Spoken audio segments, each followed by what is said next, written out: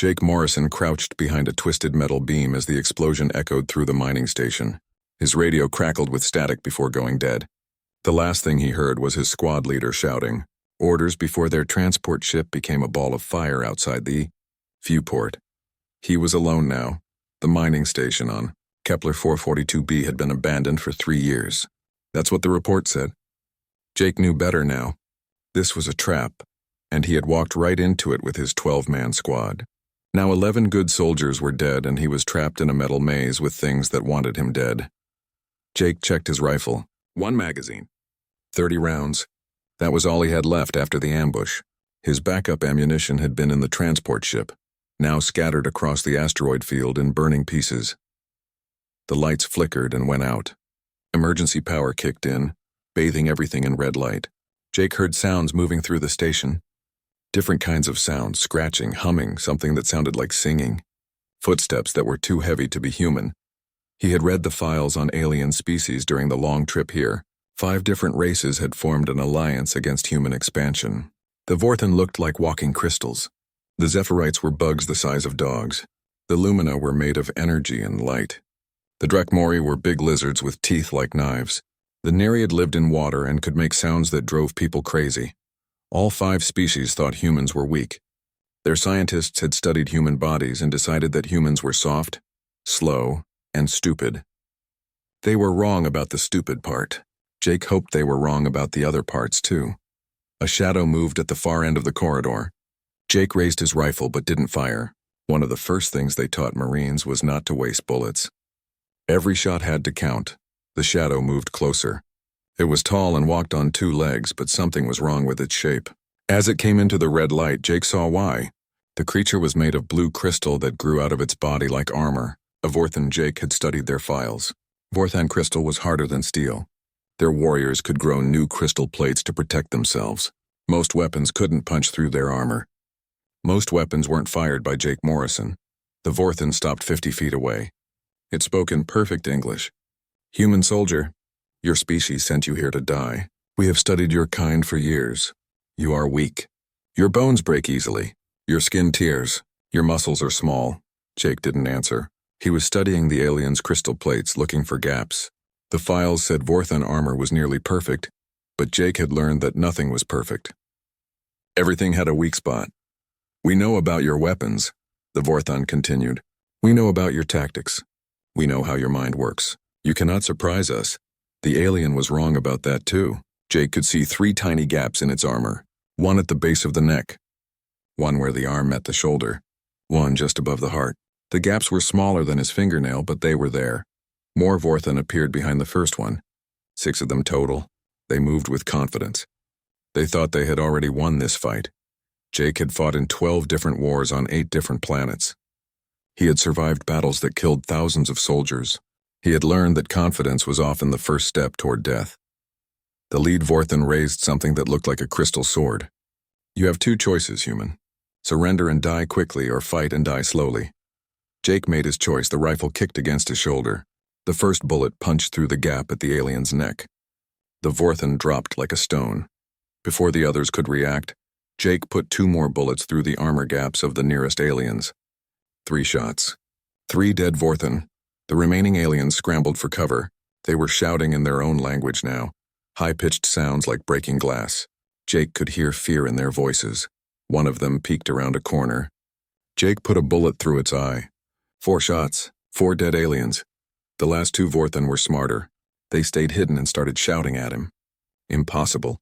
Our armor cannot be pierced. Our scientists said human weapons were too weak." Jake moved to a different position. He had learned long ago that staying in one place got you killed. The aliens were probably calling for help. Soon this corridor would be full of enemies.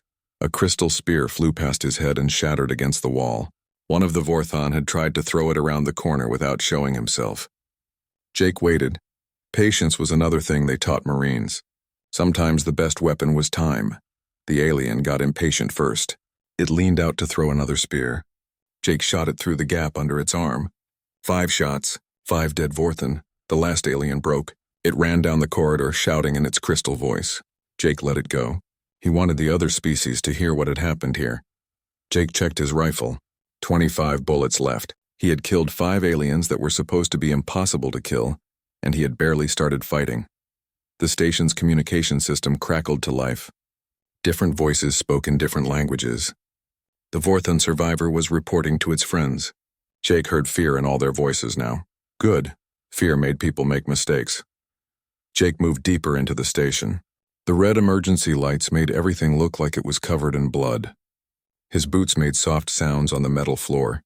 Somewhere in the shadows, 4 different species were planning how to kill him. They still thought he was just one weak human with a simple weapon. They would learn better before this was over. Jake had survived 12 wars by being smarter than his enemies. Today would be no different. The corridor ahead split into 3 directions. Jake could hear movement down each path. Scratching sounds from the left. Humming from the right. Something that sounded like water from straight ahead. Jake smiled grimly. The aliens had split up to surround him. They thought they were herding him into a trap. They were right about the trap part. They were wrong about who was the hunter and who was the prey. Jake checked his rifle one more time and moved forward. 25 bullets, 4 species. Somewhere in this metal maze, he would teach the galaxy why humans were the most dangerous thing in the universe. The scratching sounds grew louder as Jake moved down the left corridor. He knew what was making those sounds. Zephyrite. The bug aliens that moved in swarms and thought their numbers made them unbeatable. Jake had fought bugs before on Titan Base. Different species, same mistake. They always believed that more was better. Sometimes they were wrong. The corridor opened into a large chamber that had once been a mining control room. Computer screens lined the walls, most of them dark. A few still flickered with emergency power. Jake could see movement in the shadows above him. The ceiling was covered with air vents, perfect for creatures that could climb and fit through small spaces. The scratching sounds came from every direction now. They were surrounding him.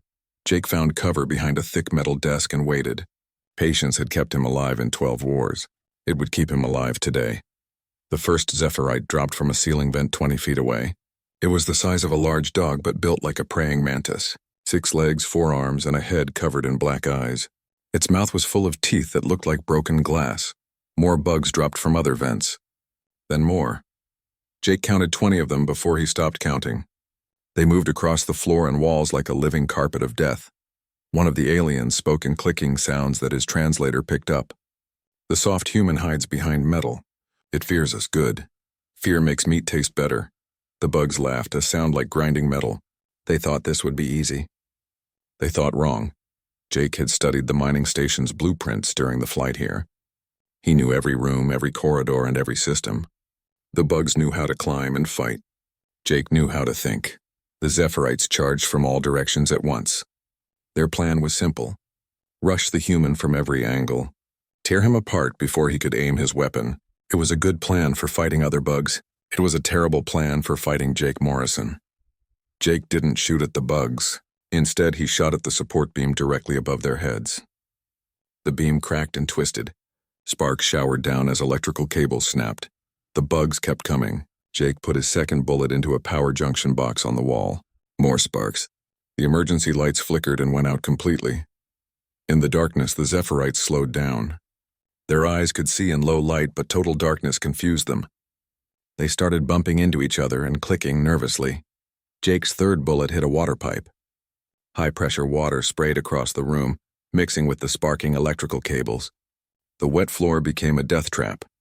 The first bug to touch the electrified water convulsed and died. Then another. Then 5 more. The surviving aliens scrambled away from the floor, climbing up the walls and onto the ceiling.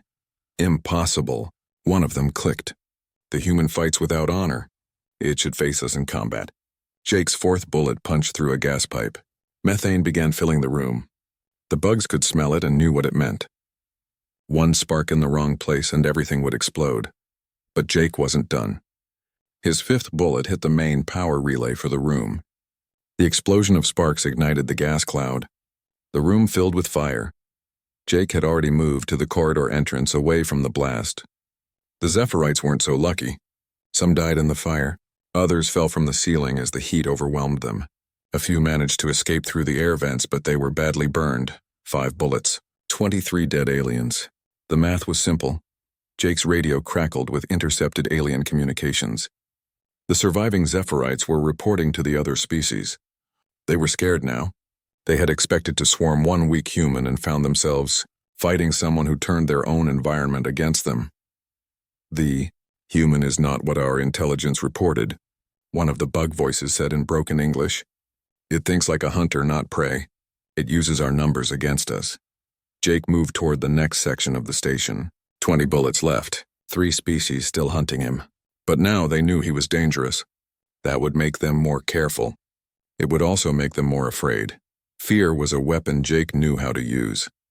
The corridor ahead was filled with a strange blue light. Jake recognized it from the files. Lumina energy signatures. The light beings were setting up an ambush ahead. Jake stopped and studied the situation. The Lumina were made of pure energy. They could phase through walls, move at the speed of light, and project energy blasts hot enough to melt steel. On paper, they were nearly impossible to kill with conventional weapons. On paper. Jake had learned not to trust paper during his third war on Proxima Station. The files said the enemy fortress was impossible to take. Jake took it anyway by doing something the files said couldn't be done. The blue light grew brighter. The Lumina were gathering their power for an attack. They thought energy was everything. They were about to learn why humans ruled 12 star systems with simple bullets and smart thinking. Jake studied the walls around him. The mining station was built with reflective metal panels to bounce light around the corridors. The designers wanted to save power by using reflected sunlight for illumination. Those same reflective surfaces could work both ways.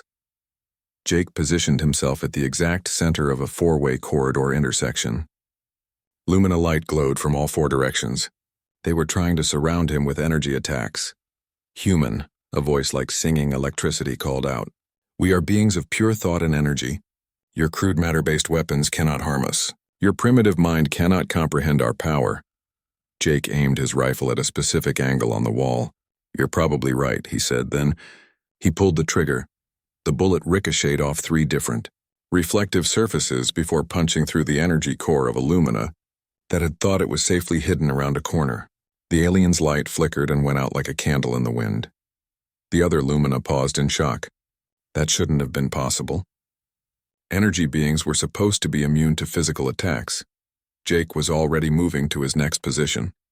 19 bullets left, 2 more species to go. And somewhere in this metal maze, afraid aliens were starting to understand why humans were the most dangerous species in the galaxy. The real fight was just beginning. The blue light dimmed as the surviving Lumina retreated deeper into the station. Jake could hear them communicating in sounds like wind chimes mixed with static. They were frightened. Good. Jake moved through a maintenance corridor that ran parallel to the main hallway. The station's original blueprints showed dozens of these service passages. The aliens knew the main routes but had probably missed the hidden paths that maintenance workers used. He emerged 2 levels down in the station's central hub. This was where all the major systems connected. Power, water, air, gravity, and communications all ran through this section. If Jake could control this area, he could control the entire station. Heavy footsteps echoed from multiple directions. The Drakmori were coming. Jake had studied their files during the long flight here.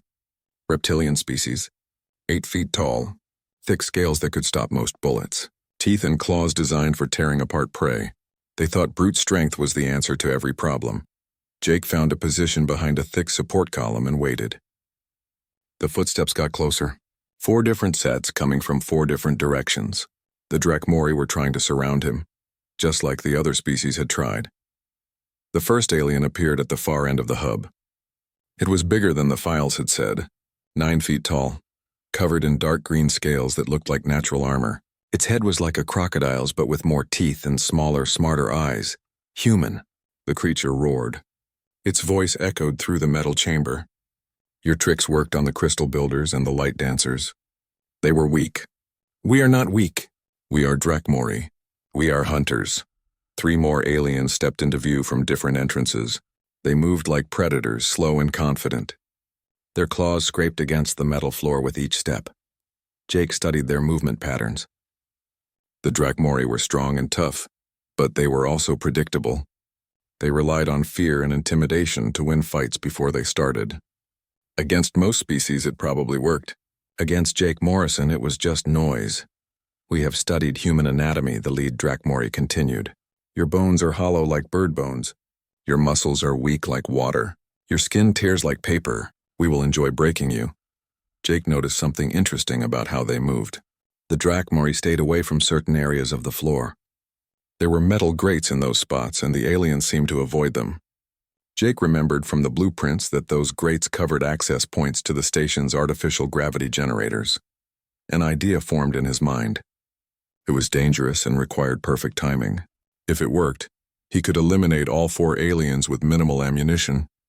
If it failed, he would be torn apart by creatures that outweighed him 3-to-1. Jake had built his career on dangerous ideas that shouldn't work. The Drakmori began their charge. They moved faster than something that big should move. Their claws extended as they ran, ready to tear him apart. Jake could see the hunger in their reptilian eyes. Jake didn't shoot at the aliens. Instead, he put 3 bullets into specific points on the gravity generator housing directly below the largest group of Drakmori. The bullets punched through power couplings and control circuits with surgical precision. The artificial gravity failed in a carefully calculated pattern. The 3 charging aliens suddenly found themselves in freefall as the gravity beneath their feet shut off. They floated helplessly in the air, their momentum carrying them forward but their feet unable to find purchase. Jake's 4th bullet hit the emergency gravity controls.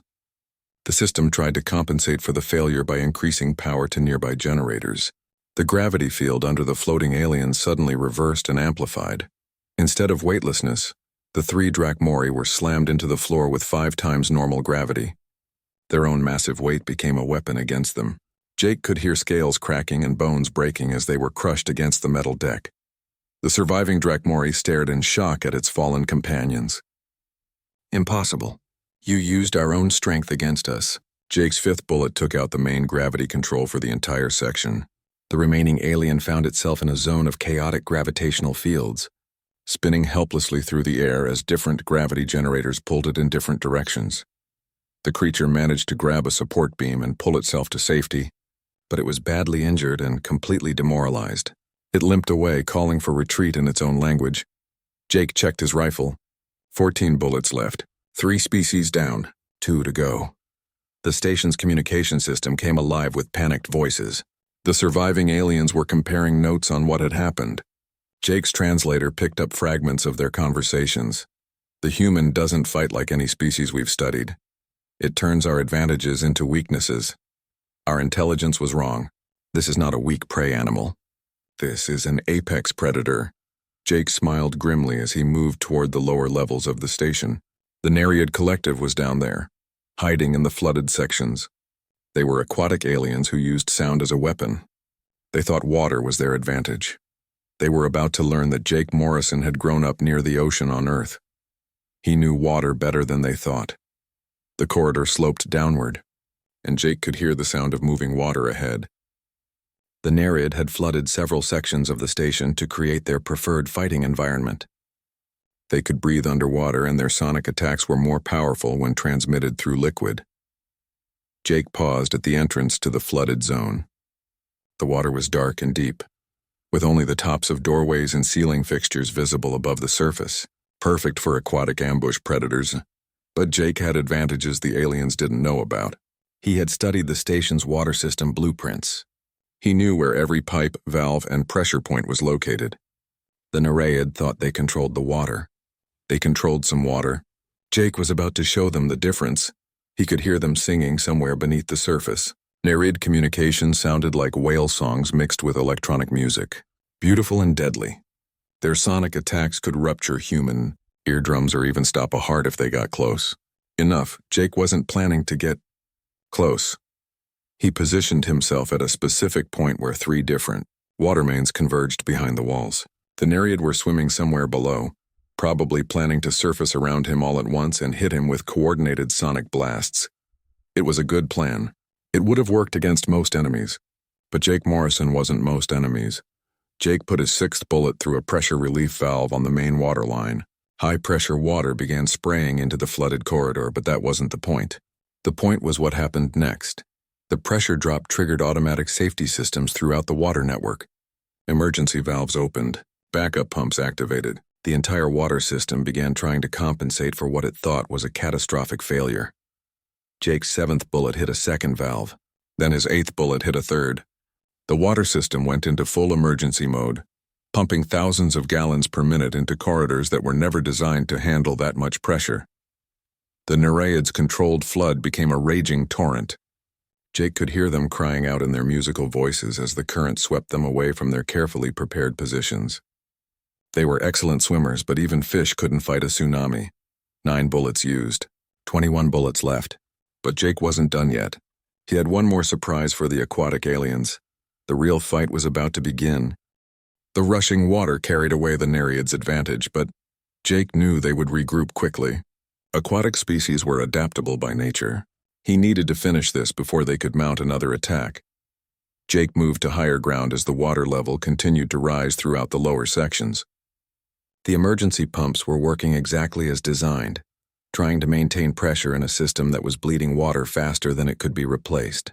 The station's computer didn't know it was helping him fight a war. Through the chaos of rushing water, Jake could hear the Nereid calling to each other in their song-like language. His translator caught fragments of their communication. Regroup at Section 7. The human has disrupted our hunting ground. Use the deep channels. Avoid the main current. They were adapting, just as Jake expected. But adaptation took time, and time was something Jake wasn't going to give them. Jake found the main water control room 3 levels above the flooding. The room was dry and filled with monitors showing the station's entire water system. Red warning lights flashed as the computer tried to make sense of what was happening to its network. Jake studied the displays. The Nereid were moving through the flooded sections like dolphins, using their superior swimming ability to navigate the dangerous currents. They had found safer areas where they could gather and plan their next attack, but Jake could see something they couldn't. The water system was more complex than they realized. It wasn't just pipes and pumps. It was a network of interconnected chambers, each one designed for different purposes. Some chambers were for storage, some were for filtration, and some were designed to handle pressure changes. Jake put his 10th bullet through the control panel for the pressure regulation system. Alarms began wailing as the computer lost its ability to monitor water pressure throughout the station. The Nereid probably thought the alarms meant the human was breaking things at random. They were wrong. Jake was being very precise about which things he broke. His 11th bullet destroyed the safety override for the pressure relief system. Now the station's computer couldn't prevent dangerous pressure buildups in the water network. Jake's 12th bullet took out the emergency drainage controls. Water that should have been pumped out of the system was now trapped inside, building pressure with nowhere to go. The effects were immediate. Throughout the flooded sections, water pressure began building to dangerous levels. The Nereid could feel it in their bodies as the pressure squeezed against their organs. They were built for deep ocean pressure, but this was different. This was chaotic, unpredictable pressure that changed by the second. Jake watched the monitors as the aliens tried to escape the pressure zones. They were fast swimmers, but they were swimming blind now. The current was too strong and the pressure changes too random for them to predict safe routes. His 13th bullet hit the main valve for the station's industrial cooling system. Thousands of gallons of near-freezing coolant began mixing with the floodwater. The temperature in the flooded sections dropped rapidly. The Nereid were cold-blooded. The temperature change slowed their movements and clouded their thinking. Jake could hear their songs becoming sluggish and confused as the cold water sapped their strength. But Jake wasn't finished. He had studied their files during the flight to this station. Nereid used sound as their primary weapon, but they also used it for navigation and communication. Their entire society was built around sonic interaction with their environment. Jake moved to a different control panel. This one controlled the station's structural integrity monitoring system. Every major support beam and wall panel had sensors that listened for stress fractures or metal fatigue. The system was designed to detect tiny changes in how sound traveled through the station's framework. It was perfect for Jake's purposes. His 14th bullet destroyed the sound dampening controls. His 15th bullet took out the acoustic filtering system. His 16th bullet shattered the main sonic monitoring array. The result was chaos. Every piece of metal in the station began transmitting sound in ways the designers never intended. The flowing water, the emergency alarms, the grinding of stressed metal beams. All of it was amplified and reflected through the station's structure like a giant echo chamber. For humans, it was just very loud noise. For the Nereid, who navigated by sound and communicated through sonic frequencies, it was like being blind and deaf at the same time. Jake could hear them crying out in panic as their sonic abilities became useless. They couldn't locate each other. They couldn't navigate through the flooded corridors. They couldn't even tell which way was up or down. Several Nereid tried to surface in areas where Jake could see them. They were confused and frightened, thrashing in the water like lost children. Jake felt a moment of sympathy for them, but he couldn't afford mercy. Not yet. His 17th bullet hit the main structural support for a section of ceiling directly above the largest group of Nereid. The weakened metal, stressed by pressure changes and sonic interference, finally gave way. A massive section of ceiling collapsed into the flooded corridor. The falling debris created a pressure wave that stunned the Nereid and trapped several of them under twisted metal. The others fled deeper into the station, their song voices filled with fear. Jake checked his rifle. 13 bullets left, 4 species broken and retreating, but he wasn't done yet. The station's communication system crackled to life. Jake could hear the surviving aliens talking to each other in their various languages. His translator worked overtime to convert their panicked discussions into English. The human has defeated our tactical superiority. It uses our strengths as weapons against us. We underestimated their species. Perhaps we should consider retreat. No, said a new voice. Jake recognized it as belonging to one of the Lumina. We have committed too much to this attack. If we retreat now, the humans will know we can be beaten. We must kill this one no matter the cost. Jake moved toward the station's central command center. The surviving aliens would make their final stand there. It was the most defensible position on the station. With multiple escape routes and good sight lines, it was also exactly where Jake wanted them to go. As he climbed the stairs toward the command center, Jake could hear the aliens gathering above him. Representatives from all 5 species were there. The ones who had survived his attacks so far. They were scared, but they were also desperate. Desperate enemies were the most dangerous kind. They would fight with everything they had left because they knew they had nothing to lose. Jake reached the final corridor before the command center. He could see the entrance ahead, heavily defended by alien warriors who had learned to respect his abilities.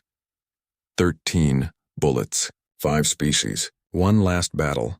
Jake Morrison had started this fight alone against impossible odds. He was going to finish it the same way.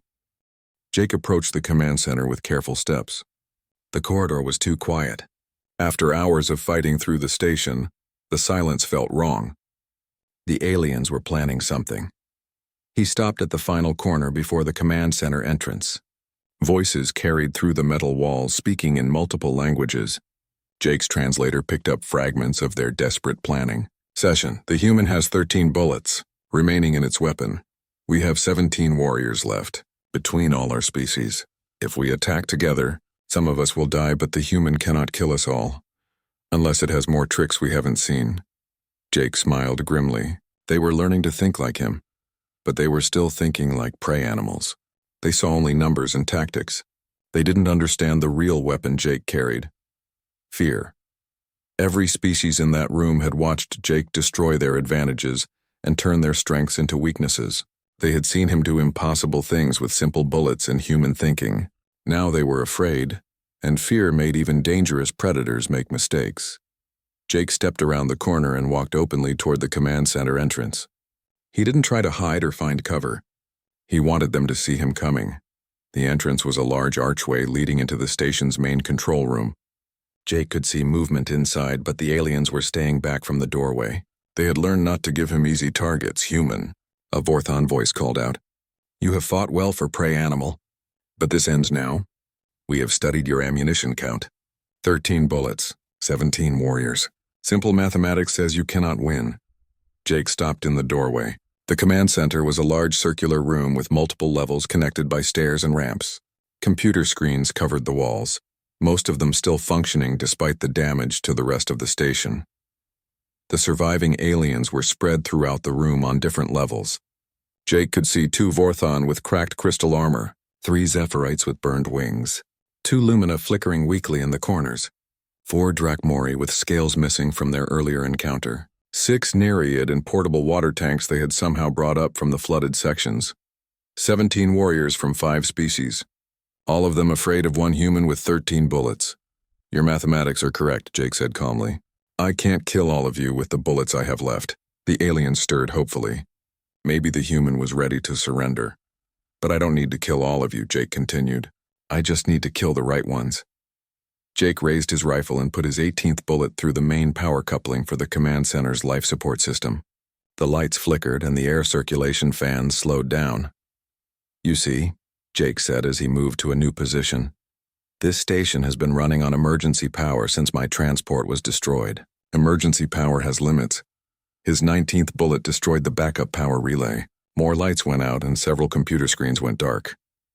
Most species can survive in vacuum for a few minutes, Jake continued conversationally, but only if they can get to escape pods or sealed sections before the atmosphere leaks out.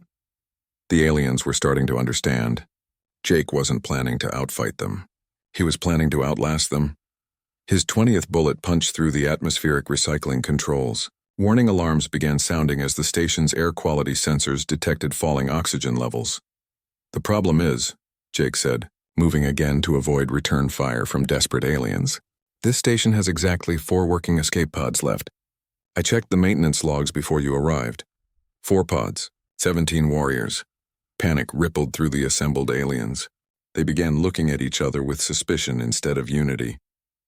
Their alliance was strong when they were winning. It was weaker when they faced extinction.